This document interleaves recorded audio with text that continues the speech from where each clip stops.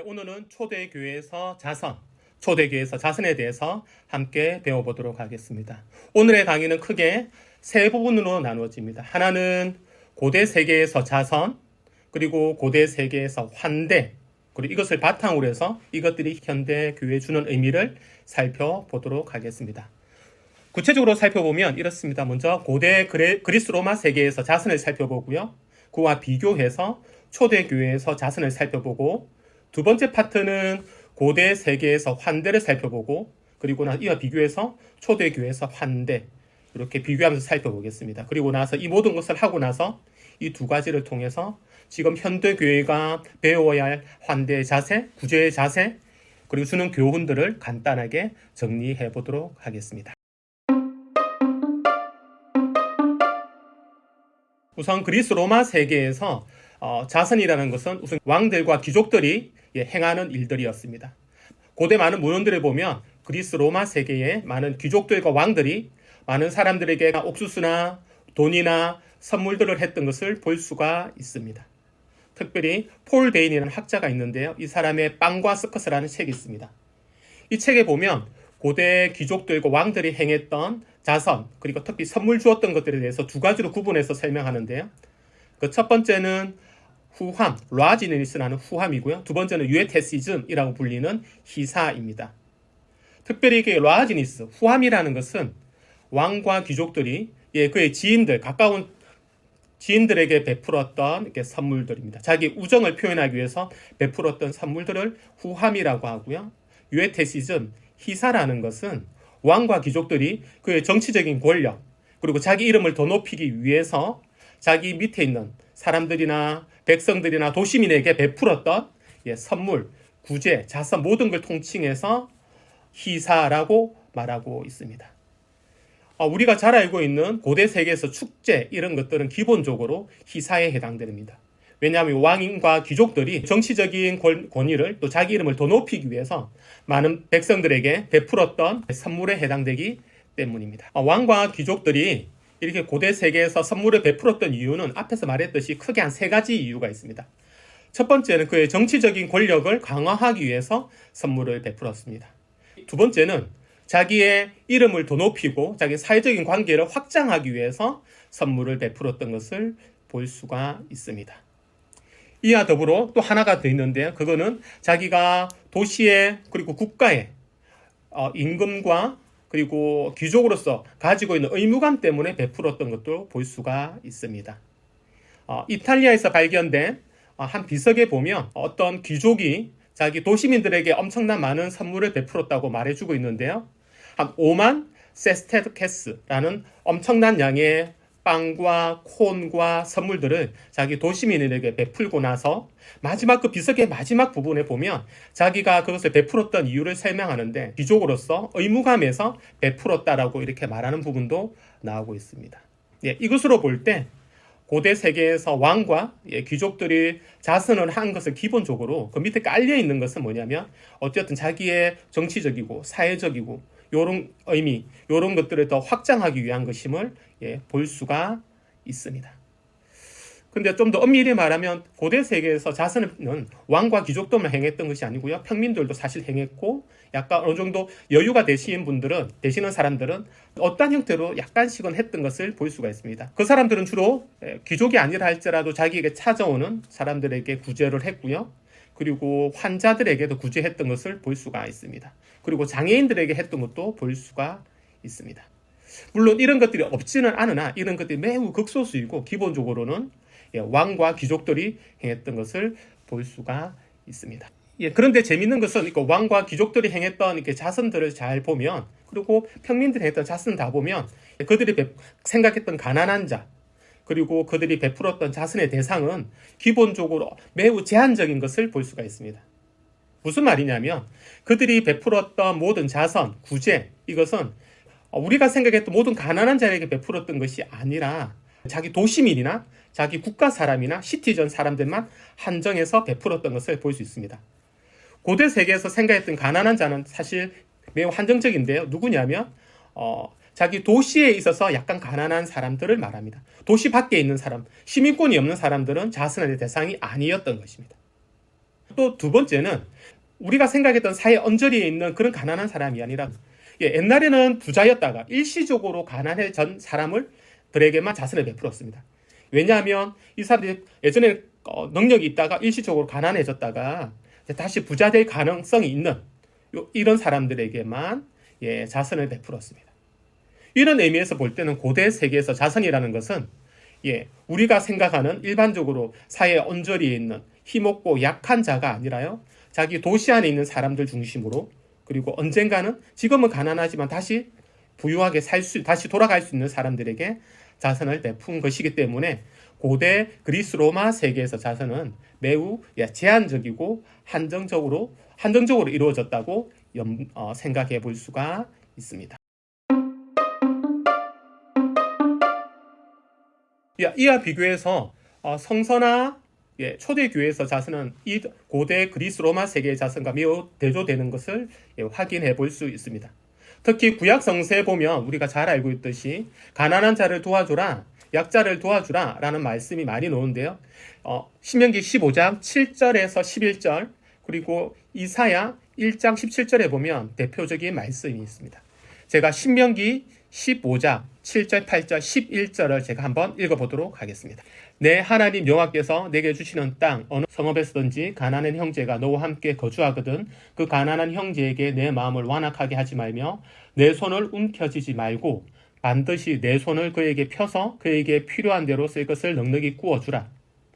11절입니다. 땅에는 언제든지 가난한 자가 거치지 아니하겠으므로 내가 내게 명령하여 이르노니 너는 반드시 내 땅 안에 내 형제 중 곤란한 자와 궁핍한 자에게 내 손을 펼지니라.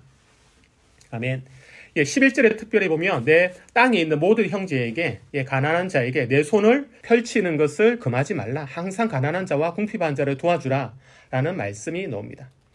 이사야 1장에도 비슷한 말씀이 나오는데 구약 성서에 보면 가난한 자에 대해서 하나님 계속 가난한 자를 도와줄 것을 명령하는 것을 볼 수가 있습니다. 이렇게 가난한 자를 도와줄 것을 말씀하시면서 그에 대한 보상도 언급하는데요.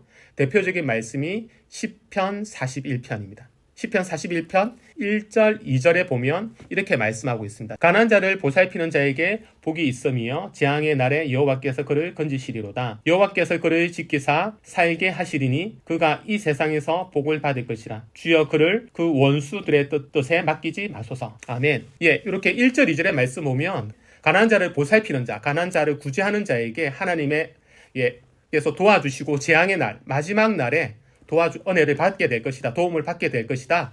라고 이렇게 구제에 대한 보상을 언급하면서 계속적으로 말해주는 부분도 우리가 확인할 수 있습니다. 구약 성경에서 자선을 이야기할 때, 특히 구제를 이야기할 때 하나 꼭 빼놓지 말고 기억해야 될 사실 중에 하나가 뭐냐면 구속적 자선이라는 것입니다. 리딤티브 암스기빙이라고 불리는데요. 구속적 자선은 무슨 말이냐면 구제를 통해서, 자선을 통해서 우리가 죄의 씻음을 받을 수 있다. 이런 말씀입니다. 4장 27절의 말씀을 읽어보도록 하겠습니다. 그런즉 왕이여 내가 아뢰는 것을 받으시고 공의를 행함으로 죄를 사하시고 가난한 자를 긍휼히 여김으로 죄악을 사하소서. 그리하시면 왕의 평안함이 혹시 장구하리라 하시니라. 아멘. 자선을 행함으로 왕의 죄를 사함을 받는다는 의미입니다. 근데 이 개념이 우리 개신교에서는 별로 중요하진 않지만 카톨릭 전통에서는 매우 강하게 남아있는 것을 볼 수가 있습니다. 특별히 키프리아누스라는 3세기 교부가 있는데요. 이 사람은 심지어 어떻게 말하냐면 이렇게 세례받고 나서 죄를 사하는 가장 좋은 방법이 바로 이 자선이라고 말합니다. 다른 말로 하면 자선을 통해서 우리가 세례받고 나서 지은 죄에 대해서 구속받을 수 있는 가장 좋은 방법이라고 말하는 것입니다.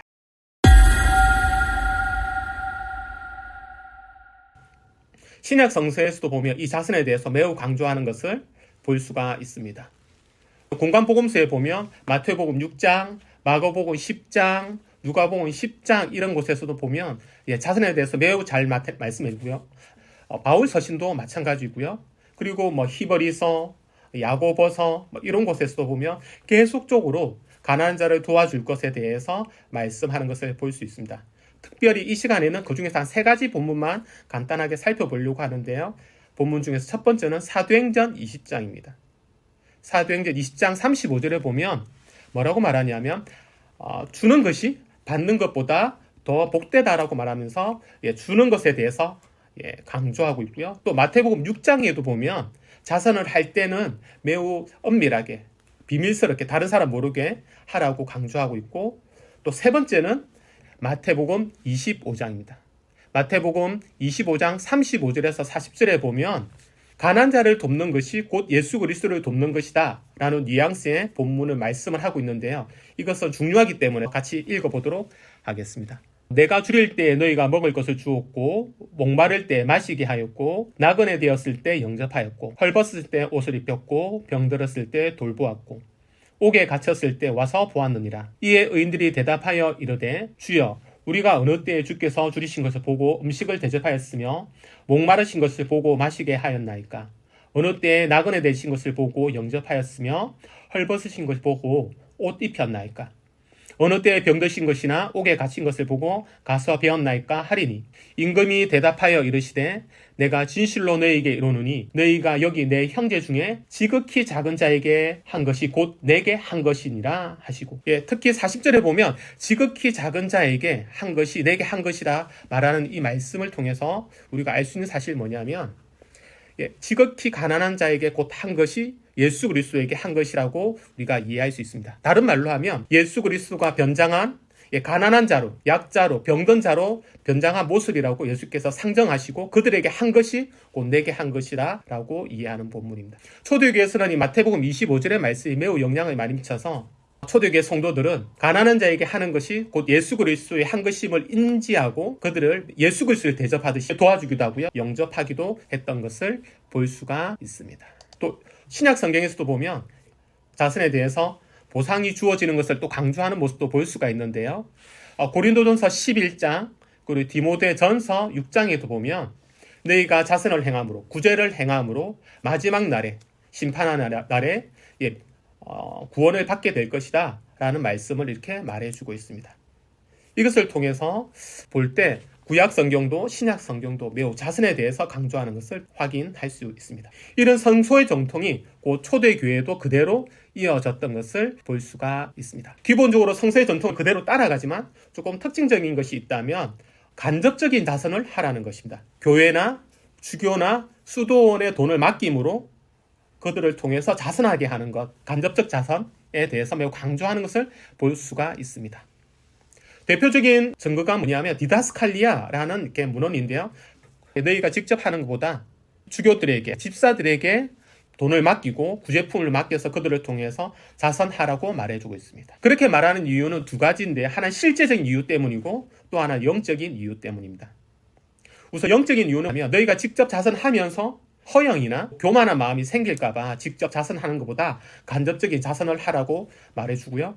또 하나는 실제적인 이유는 뭐냐면 주교나 집사들이 자기 교구에 있는, 광구에 있는 실제적으로 가난한 사람 누군지를 누구보다 가장 잘 알고 있기 때문에 통해서 자선하라고 말해주고 있습니다.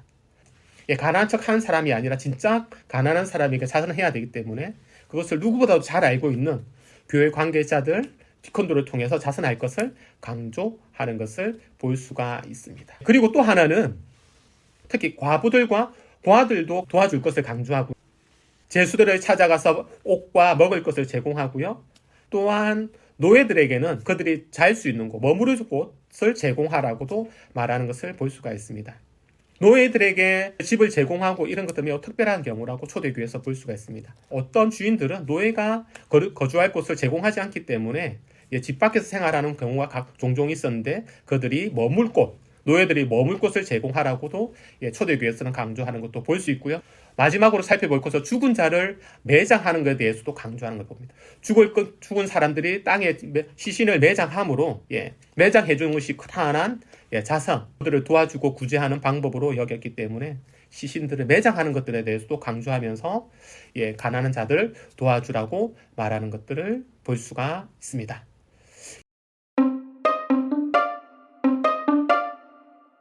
다음에서는 다시 환대에 대해서 살펴보도록 하겠습니다. 먼저 고대 세계에서, 고대 그리스 로마 세계에서 환대부터 살펴보도록 하겠습니다. 현대뿐만 아니라 고대 세계에서도 많은 사람들은 여행을 하거나 이동을 하였습니다. 어떤 사람은 정치적인 이유 때문에 이동했고요. 어떤 사람은 종교적인 이유 때문에 이동하기도 했고, 어떤 사람은 또 경제적인 이유 때문에 이동하였습니다. 특별히 종교와 관련해서는 성지순례나 또 거룩한 사람들을 만나기 위해서 이동하는 경우가 종종 있었습니다. 이렇게 이동할 때 가장 큰 문제는 첫 번째는 물리적인 어려움이나 도덕이나 날씨 이런 것들로 어려움을 겪기도 했습니다.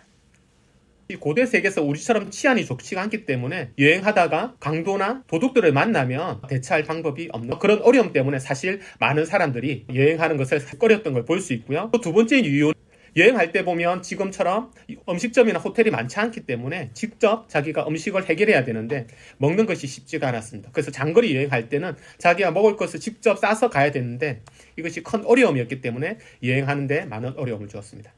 마지막으로 그들 숙소에 있어서 어려움을 겪게 되었습니다. 좀 전에 언급했듯이 지금은 여인숙이나 호텔 이런 것들 쉴만한 곳이 많이 있었는데 고대 세계에서는 머물 곳이 많지가 않았습니다.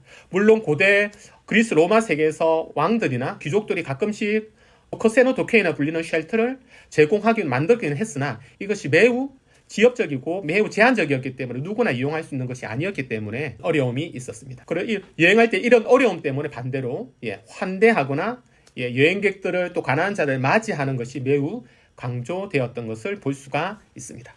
그래서 그리스 로마 세계의 많은 사람들은 환대를 강조했는데 특히 키케로 같은 사람들은 환대한다는 것은 가장 거룩한 것이라고 말하면서 또 잘 알고 있는 세네카 같은 사람들도 환대와 가까운 매우 우정은 이 세상에 있어서 가장 신성한 것이라고 말하면서 환대할 것을 강조하고 있습니다.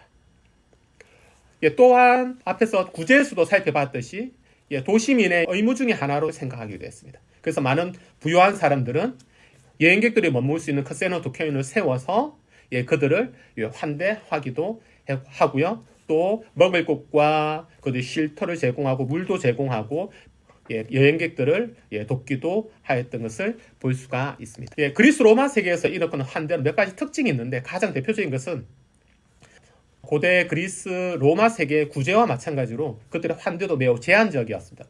기본적으로는 자기 도시민, 자기 국가에 있는 시민들을 대상으로서만 환대를 베풀었던 것을 볼 수가 있습니다. 두 번째는 사회적인, 경제적인, 종교적인 신분에 따라서 환대 등급이 달라졌습니다. 무슨 말이냐면 영향력 있는 사람이 오면 그들의 환대는 매우 과하게, 럭셔리하게 제공했습니다. 숙소에서도 자기 집에서 오랫동안 머무는 것을 요청하고 머물 수도 있었습니다. 그래서 환대받는 사람들도 자기가 정치적 권력이 있는 사람들은 많은 환대를 요청합니다. 이러한 것들 먹고 싶다. 자기는 이 집에서 오랫동안 머물 것을 의도적으로 요청하기도 했습니다. 근데 만약에 그 사람의 신분이 경제적으로 낮다고 하면 제한적인 하루 이틀 정도만 머물 수 있게끔 하고요. 선물이나 음식이나 이런 옷들, 이런 제공하는 것들도 대해서 매우 제한하고 꺼려했던 것을 볼 수가 있습니다. 이렇게 되는 이유는 자기가 환대를 제공하면 다음에 자기가 다른 그 도시에 갔을 때, 그 사람 집에 갔을 때 동일한 환대를 받을 수 있기 때문에 그렇게 의도적으로 신분에 따라서 환대를 하는 것이 매우 자연스럽던 것을 볼 수가 있습니다. 환대라고 말하기보다는 상호 계약을 맺는 거죠. 내가 이렇게 환대했으니까 너도 이렇게 환대해줘 라고 이렇게 요청하는 것을 볼 수가 있습니다. 이런 의미에서 봤을 때는 이것이 진정한 환대인가? 라는 생각이 들 정도로 매우 계약에 의한 환대에 가깝다고 볼 수가 있습니다.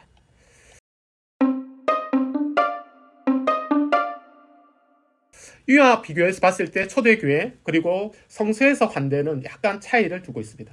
먼저 성서의 환대를 살펴보기 전에 성서의 초대교회 배경이 되는 유대인의 환대에 대해서 한번 살펴보는 것이 좋겠다 생각되어집니다. 유대 전통에서 환대의 특징은 기본적으로 여행객들, 객들을 환대하는 것들을 매우 강조하고 있습니다. 이것이 구약 성경에도 잘 나타나고 있습니다. 특히 유대인들에게 환대는 고대 그리스 로마 세계와 마찬가지로 이것도 하나의 보험과 같습니다. 자기가 환대해주면 다른 지역에 갔을 때 환대를 받을 수 있다는 생각이 깔려있기 때문에 환대를 할 때 보험의 개념으로 또 환대하기도 했습니다. 또 그들도 기본적으로는 유대인들만 환대했습니다. 유대인이 아니면 신분을 확인한 다음에 환대를 했던 그런 것들을 볼 수가 있습니다. 이런 유대인의 환대의 특징도 몇 가지가 있는데요. 그리스 로마 세계와 달리 럭셔리하게 하지는 않았던 것 같습니다. 많은 문헌들을 보면 한 하루 이틀 머물 정도 적당량의 물, 음식, 숙소만 제공했습니다. 과한 것을 요구하지도 않고요. 제공하지도 않았습니다. 그리고 또 하나는 아까 말했듯이 신분이 좀 높거나 종교적으로 신분이 있으면 그들에게 많이 하고요. 또 신분이 낮다고 하면 환대하는 것을 많이 하지 않았던 걸 볼 수가 있습니다. 고대 세계 비교했을 때 가장 큰 특징은 뭐냐면 숙소 머물 수 있는 양이 매우 하루에서 3일 그 정도밖에 되지 않습니다.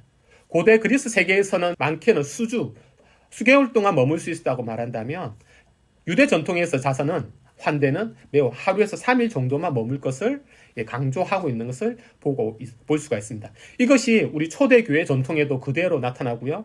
문헌 중에 디다케라는 책이 있는데 과한 환대를 말하는 것이 아니라 하루에서 이틀, 많으면 3일 정도 환대하고 먹을 것을 제공하라고 말해주는 것을 볼 수가 있습니다. 신약 성경에도 보면 환대에 대해서도 매우 잘 나타나는데요. 신약 성경 특히 예수님도 가난한 자를 매우 잘 환대할 것을, 객들을 맞이할 것을 강조하고 있고요. 바울 서신도 보면 또 다른 본문에서도 보면 매우 환대에 대해서 강조하는 것을 볼 수가 있습니다. 특별히 히브리서 13장에 보면 창세기 18장에 나타난 아브라함의 환대를 언급하면서 너희가 손님이 오거나 객들이 왔을 때 아브라함처럼 환대할 것을 강조하는 모습도 볼 수가 있습니다. 이런 신약 성경의 환대는 초대교회도 그대로 나타나서 환대가 다양한 형태로 나타나는 것을 볼 수가 있습니다. 초대교회도 예수님의 신약 성경에 나타난 것을 계속 강조하고요. 특별히 이제 이것이 좀 대표적으로 우리가 살펴볼 중 하나가 루시엥 네론이라는 사람이 있습니다. 이 사람이 사막의 교부 3, 4세기, 5세기의 사막 교부들을 연구하고 나서 그것의 특징을 한마디로 요약하는데 이렇게 요약하고 있습니다. 초기 사막의 교부들은 손님이 올 때 하나님이 보내신 사람으로 알고 환대했다라고 말하고 있습니다. 사실 이거는 사막 교부들의 전통일 뿐만 아니라 초대교회에서 기본도 많은 문헌들에 보면 손님이 올 때 기본적으로 하나님 보내신 사람으로 알고 영접했던 것들을 볼 수가 있습니다.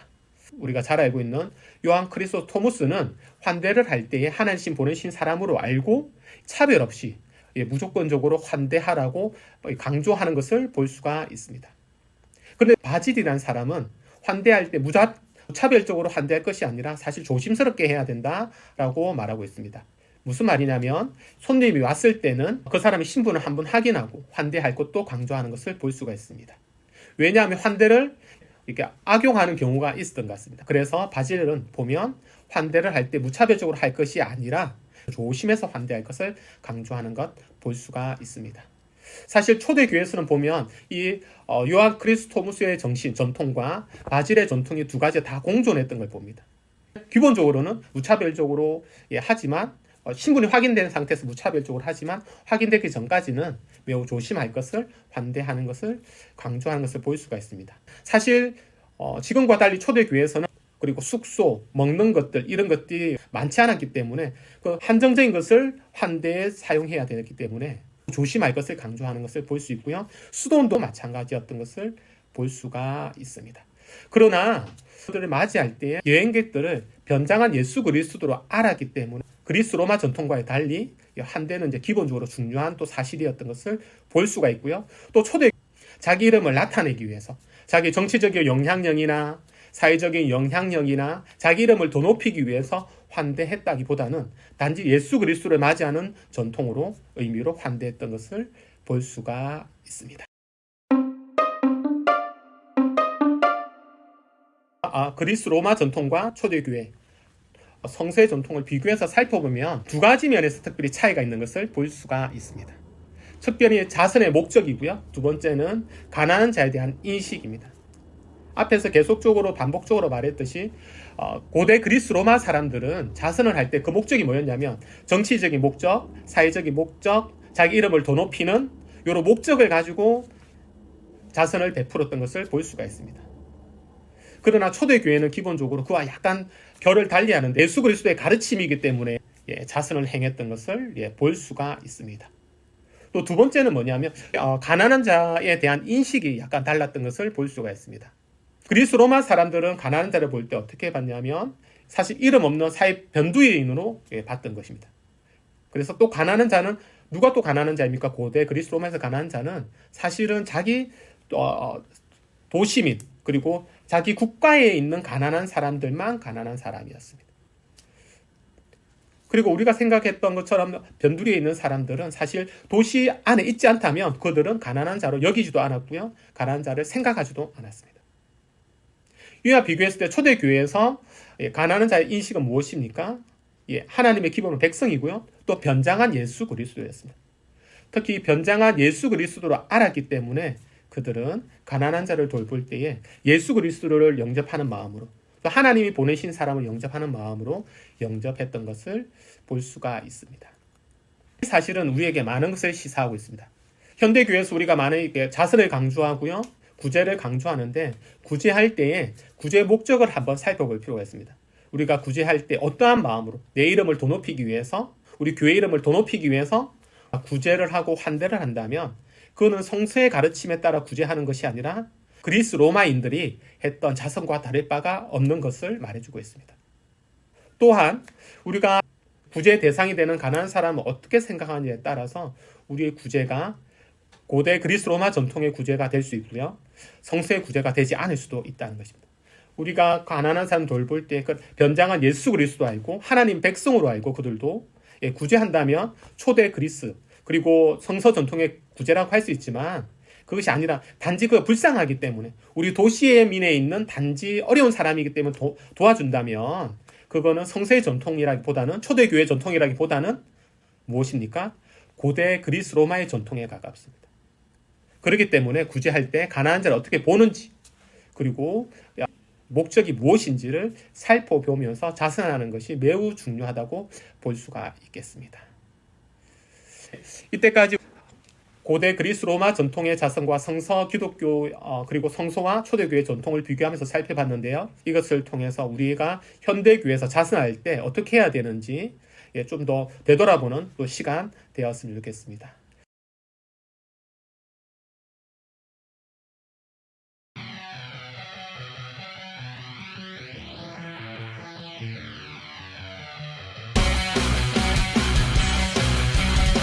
우선은 제가 오늘 언급하지는 않았지만 유대 전통에서는 이제 그런 운동이 많이 일어났습니다. 직접적인 자선 도와주는 것도 중요한데, 그것보다는 돈을 빌려주면서 그 사람 일어날 수 있게끔, 그 사람이 자발적으로 일어날 수 있게끔 돕는 것이 많이 있었는데요. 그게 초대교회에서는 그렇게 많이 나타나지는 않습니다. 지금도 보면 유대인들은 그래서 고리 대금업 이렇게 그런 뉘앙스가 있어서 그런지 모르겠지만, 어쨌든 유대 전통에는 그게 많이 나타나는데 초대교회에서는 그게 많이 나타나진 않는데, 가끔씩 지역적으로 보면 그렇게 할 것을 강조하는 사람들은 있습니다. 특히 제가 공부했던 바르사누피우스라는 사람이 있는데요. 매번 강조하진 않지만 그 사람이 직접 도와주는 것도 중요하지만, 그가 또 필요하다면 이렇게 어느 제공, 구조적인 이야기는 하는데, 근데 그거는 매우 지역적이고 어쩌다 한 번씩 하는 내용이라서 초대교회 전반적인 내용이라고 보기는 조금 힘들 것 같습니다.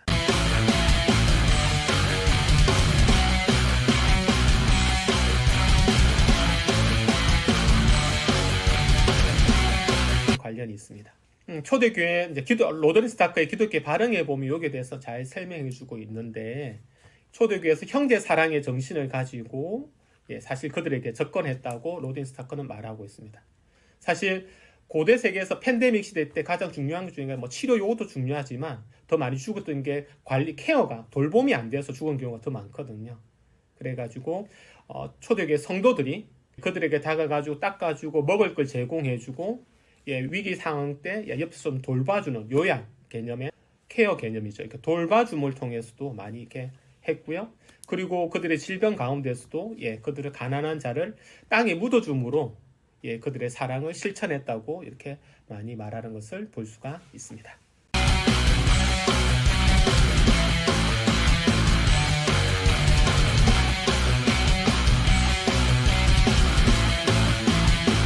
제가 카테키즘을 전문적으로 연구한 게 아니라서 그까지는 잘 알 수 없으나, 기본적으로 신앙 고백이 기본이고요.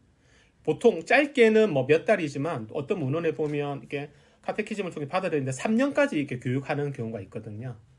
그걸 통해서 3년의 시간을 통해서 그 사람의 삶을 확인하는 겁니다.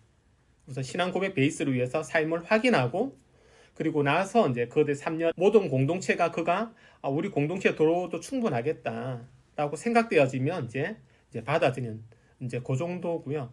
아마 제 생각에는 그게 대해서 카테키즘 교리서에는 그런 내용이 그렇게 많이 언급되지는 않지만 공동체 자체가 그렇게 약자에 대해서 팬데믹 시대나 어려움 당하는 이렇게 돌보는 것을 했다고 하면 교육의 과정에서 3년 동안 보고 배우는 모방의 효과가 있기 때문에 충분히 그것을 따라갔을 거라고 생각되어지는 그런 면은 있습니다.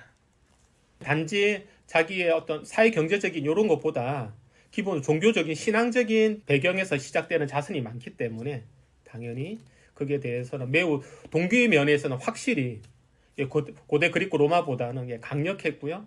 그리고 문제는 또 이게 매주 설교를 통해서 예수님의 가르침을 계속적으로 선포하고 말하면서 그것이 더욱더 강화되지 않았을까. 그리고 또 같이 이제 공동체 성향이 가는데 한 명만 하는 것이 아니라 그 공동체 분위기 자체가 우리 자선을 이렇게 하는 거야. 도와주는 거야.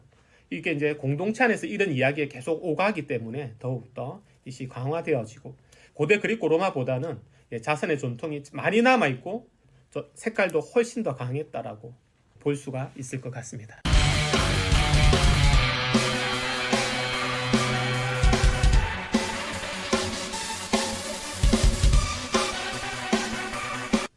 제가 감히 모든 교회를 다 아는 게 아니기 때문에 단언하기는 힘들지만 이론적으로는 아는 것 같습니다. 예수님의 가르침이다. 그래서 이걸 따라가면 좋겠다. 이런 생각은 있는데 모두 이런 생각은 다 성도들도 있고 목회자도 있는 것 같은데 문제는 자선을 행할 때 목적이 기본적으로 전도와 관련해서 자꾸 생각하는 것 같아요.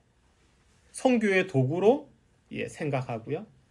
이걸 통해서 우리 교회가 조금 대사회에 어쨌든 영향력을 끼치려고 하는 그런 도구로 자선 구제 환대를 생각하는 거죠. 그렇기 때문에 나중에 자선을 하고 환대를 하다가도 이것이 그 목적의 선교에 그리고 대사의 이미지에 그렇게 도움되지 않는다면 축소시키거나 다시 거둬들이는 이런 성향이 조금 있지 않나. 가난한 자에 대한 입장도 볼 때 변장한 예수 그리스도를 보기보다는 주변에 있는 가난한 사람이야. 그래서 그건 도와야 돼. 이렇게 되니까 도와주는 사람이 강조되는 거죠. 받는 사람이 아니라. 그렇기 때문에 내가 했기 때문에 내 이름이 드러나길 원하고 내 이름이 드러나지 않으면 조금 힘들어하고 지금 요러지 않나.